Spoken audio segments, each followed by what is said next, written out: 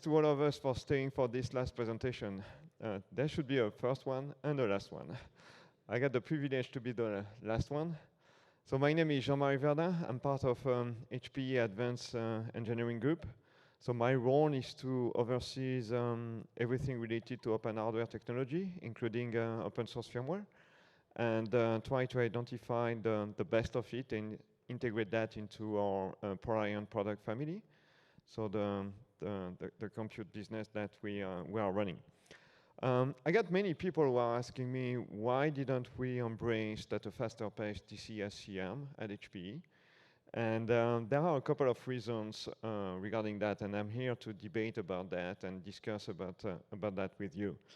The first reason first is HPE is designing its own GXP ASICs. So the BMC ASIC at HPE is not a third-party one.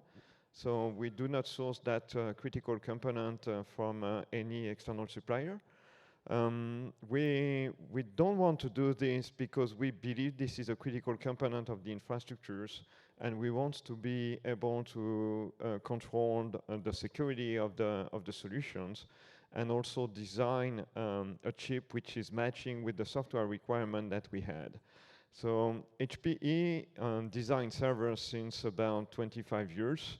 The Orion family is becoming to be a very old product family, and initially we got multiple generation of firmware running on our BMC called ILO, and this firmware have evolved during the time since 2002 to 2022 into 5 major mainstream.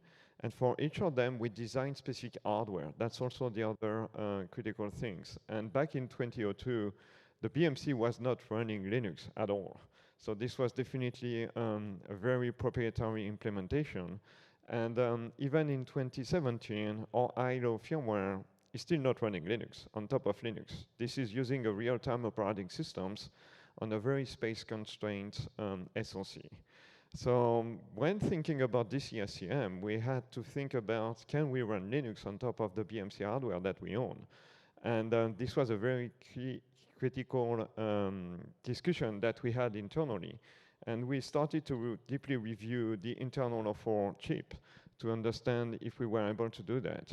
The good news is that the ILO 5 features are pretty close to what you can expect from a Linux implementation of a BMC with advanced networking stack, a lot of, I wouldn't say a lot of memory because we are still running with 256 megabytes of memory, so that's not a lot compared to what you can find on the host. But this is still a lot for an embedded system. And the other thing was, if we wanted to switch to a Linux-based software solution, we had to expose the internal of the chip. And we clearly wanted to make that happening only if we could be comfortable with this approach. So what's inside our GXP? And I think it's also something critical to understand what's inside the chips to understand why we didn't embrace DC-SCM at a faster pace is that the main reason is we are lacking some hardware features which are required to be fully compliant with some DC-SCM features. And we are working at adding these hardware features. But respinning an ASIC is a totally different issue than porting a software to a new hardware platform. It's the scale of the issue is much wider.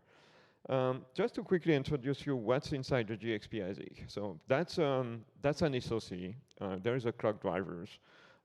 It's connected directly to the source bit of a system. And there is one single RAM component based on DDR3 or DDR4, depending on the generation of the ASIC. And the SPI flash for the BMC and the system ROM are directly attached to the ASIC. So that's one of the main characteristics that we have. So we deliver the SPI content of the ROM to the host directly from an LPC bus. And the ASIC behave like a SPI rerouter. We also have a couple of networking interfaces for remote connectivity and an expansion bus on top of which we are plugging in an NVRAM. We also have an interface with the CPLD, which is highly proprietary. We call that the CIF interface. That's pretty common within the industry, especially in the server space. The main reason why there are CPLDs is because we are integrating this ASIC into, I would say, all of our product, probably, or close to all of our product. And the product portfolio inside HP is super wide. It goes from single socket machines up to 32 or 64 socket Superdome systems. And the requirements on the GPIO side is totally different. So we have systems which are direct liquid cooled and needs to drive pumps, and others which are fan cooled, which needs to drive a lot of fans at different speeds. And the way we can integrate all of these features without respinning the BMC ASIC is to integrate that small CPLD which is providing the additional GPIO which are required. What's under the hood? So I think that's the most important part of this discussion, is that this ASIC is based on a Cortex-A9. So that's a single core 32-bit CPUs, which is aging. So I think it's probably 10 years old right now. So if you look inside the ARM roadmap, but we are still using that, and this is working very well.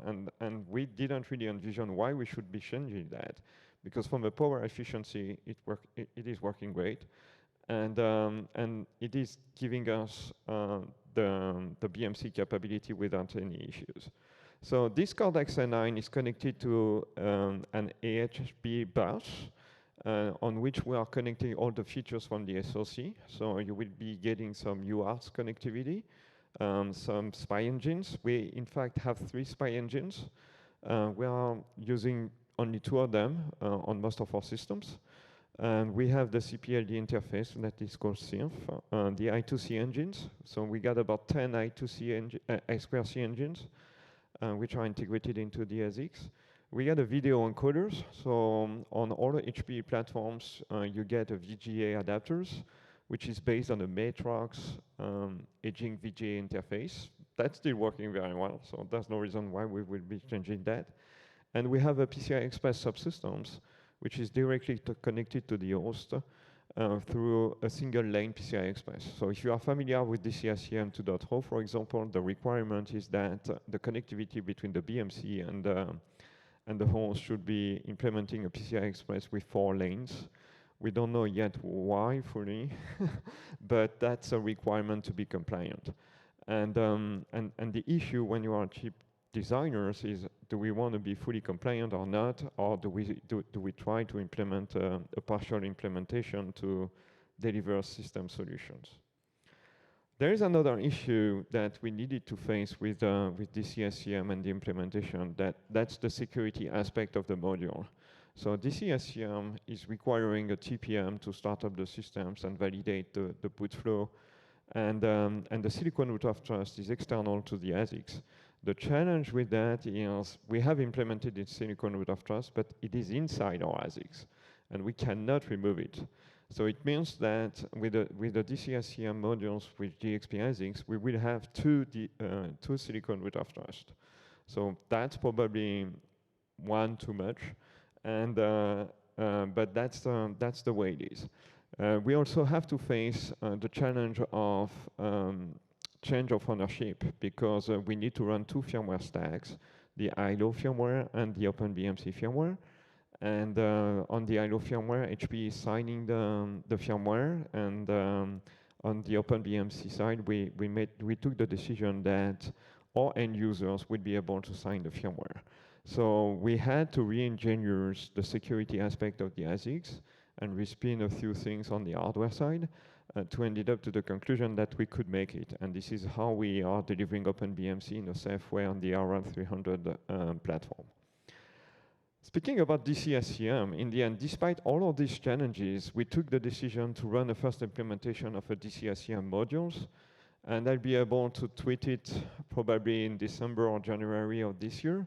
So we are expecting to receive and bring up the first modules by year end. The idea is really to better understand how to adapt the software stack and being sure that we can connect this module to various HPM, which might be available from different vendors.